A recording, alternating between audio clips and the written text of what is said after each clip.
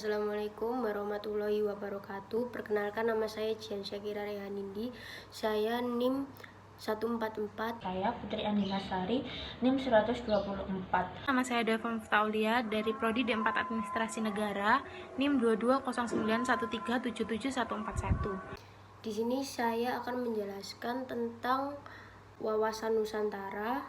Pengertiannya adalah wawasan Nusantara merupakan cara pandang terhadap bangsa dengan tujuan menjaga persatuan dan kesatuan yang diwujudkan dengan mengutamakan kepentingan nasional dibanding kepentingan pribadi, kelompok, atau golongan tertentu. Wawasan Nusantara sendiri digunakan sebagai pedoman, motivasi, dorongan, dan rambu-rambu dalam menentukan kebijaksanaan.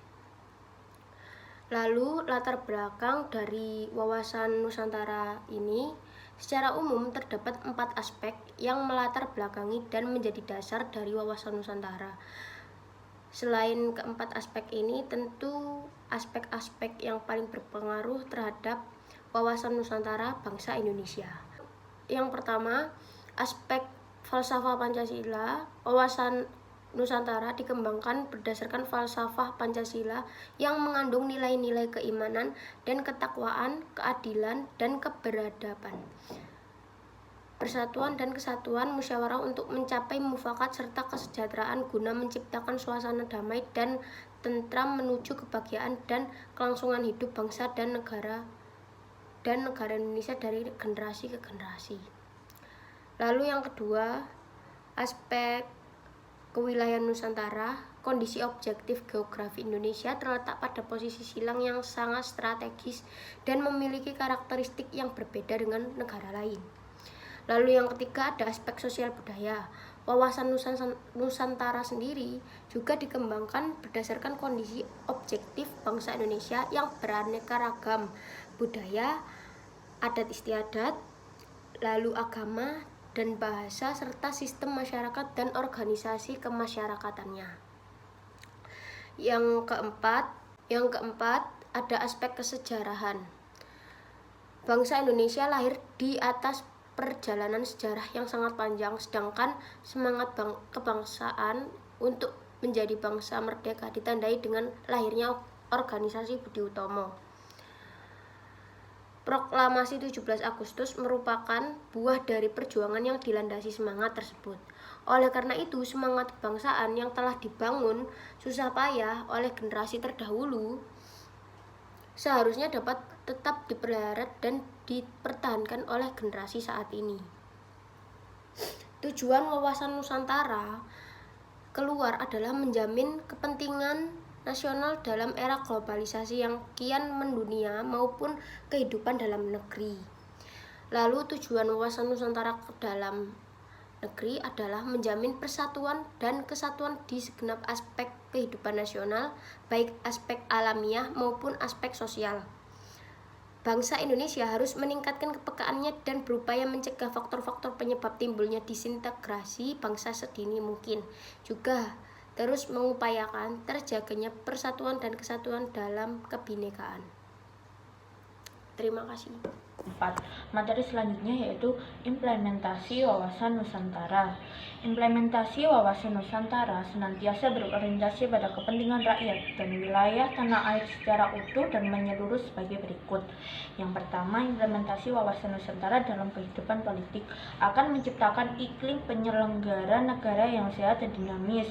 Kedua, dalam kehidupan ekonomi akan menciptakan tatanan ekonomi yang benar-benar menjamin pemenuhan dan peningkatan kesejahteraan dan kemakmuran rakyat secara adil dan merata. Yang ketiga, dalam kehidupan sosial budaya akan menciptakan sikap batiniah dan lahiriah yang mengakui, menerima, dan menghormati segala bentuk perbedaan atau kebinekaan sebagai kenyataan hidup sekaligus karunia Sang Pencipta. Yang keempat, dalam kehidupan hankam akan kembangkan kesadaran cinta tanah air dan bangsa yang lebih lanjut akan membentuk sikap bela negara pada setiap warga negara Indonesia.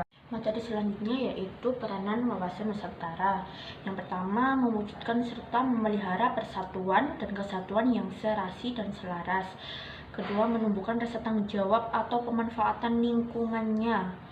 Yang ketiga, menegakkan kekuasaan guna melindungi kepentingan nasional. Kepentingan nasional menjadi dasar hubungan antara bangsa. Apabila satu bangsa kepentingan nasionalnya sejalan dengan kepentingan nasional bangsa lain, maka kedua bangsa itu akan terjalin hubungan persahabatan. Selanjutnya, fungsi dari wawasan Nusantara. Yang pertama, fungsi sebagai konsep pertahanan dan keamanan. Fungsi wawasan Nusantara sebagai pertahanan dan keamanan akan membentuk budaya yang secara alami siap untuk mempertahankan ideologi bangsa di seluruh wilayah Nusantara dari ancaman-ancaman tersebut. Kemudian fungsi sebagai wawasan pembangunan. Wawasan pembangunan ini tidak hanya mengutamakan pembangunan fisik saja, tetapi juga membangun unsur-unsur sosial politik. Yang ketiga, fungsi sebagai konsep ketahanan nasional. Sebagai konsep ketahanan nasional, menitik beratkan perhatiannya terhadap pengembangan kekuatan nasional melalui pengaturan dan penyelenggaraan kesejahteraan dan keamanan secara relasi, selaras, dan seimbang dalam seluruh aspek kehidupan secara menyeluruh dan apapun. Yang keempat, fungsi sebagai kewilayahan. Fungsi wawasan Nusantara sebagai wawasan kewilayahan ini untuk memperjelas kedudukan batas wilayah Republik Indonesia guna menghindari munculnya sengketa batas wilayah negara kesatuan Republik Indonesia dengan negara tetangga. Selanjutnya ialah kedudukan wawasan Nusantara. Kedudukan wawasan Nusantara ialah sebagai ajaran dalam kehidupan bermasyarakat, berbangsa, dan bernegara untuk menyikapi realita kehidupan bangsa Indonesia. Kedudukan wawasan Nusantara dibagi menjadi 5. Yang pertama, Pancasila, Undang-Undang Dasar 1945, visi nasional atau geopolitik. Keempat, geostrategi. Kemudian kelima, kebijaksanaan dasar bangsa yang meliputi kategori ilmu ekonomi dan materi terkait. Materi yang saya jelaskan, yang pertama ada histori dan yuridis, kedua ada dasar pemikiran wawasan Nusantara, yang ketiga ada geopolitik, yang keempat manfaat wawasan Nusantara, dan yang kelima ada hakikat wawasan Nusantara. Yang pertama adalah histori dan yuridis. Wawasan Nusantara sebagai wawasan wilayah, yang pertama adalah Deklarasi Juanda 13 Desember 1957 yang dikukuhkan dengan Undang-Undang Nomor 4 PRP 1960. Yang kedua ada Deklarasi Landas Kontinen pada 17 Februari 1969 yang dikukuhkan dengan Undang-Undang Nomor 1 Tahun 1973. Yang ketiga ada Zona Ekonomi Eksklusif Indonesia pada tanggal 21 Maret 1980 yang dikukuhkan dengan Undang-Undang Nomor 5 Tahun 1983. Yang kedua ada dasar pemikiran wawasan Nusantara. Wawasan Nusantara dibentuk dan dijiwai oleh paham kekuasaan bangsa Indonesia dan geopolitik Indonesia. Yang pertama, paham kekuasaan bangsa Indonesia. Wawasan Nusantara tidak mengembangkan ajaran atau teori tentang kekuasaan dan adu kekuatan, karena hal tersebut mengandung benih-benih persengketaan dan ekspansionisme. Yang kedua ada geopolitik Indonesia, merupakan kebijaksanaan dalam rangka mencapai tujuan nasional dengan memanfaatkan keuntungan negara. Yang ketiga ada geopolitik. Politik yang dihubungkan dengan pengaruh letak dan kondisi geografi dari bumi yang menjadi wilayah hidupnya. Manusia yang hidup di atas bumi itulah yang akan menjadi penentu wilayah hidupnya. Yang keempat ada manfaat wawasan Nusantara.